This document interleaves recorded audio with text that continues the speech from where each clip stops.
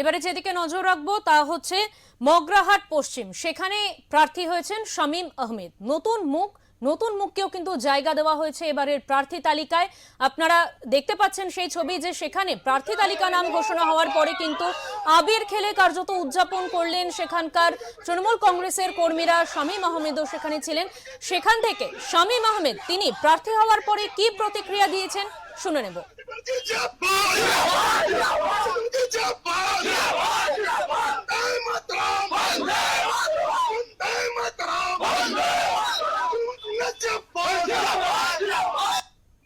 প্রথমে ধন্যবাদ জানাই আমার সাংসদ শ্রী অভিষেক বন্দ্যোপাধ্যায়কে।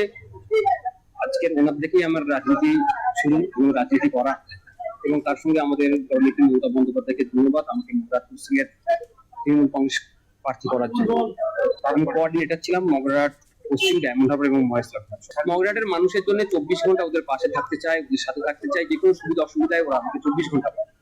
আমি সবসময় মগরাহাট মানুষের জন্যই থাকি।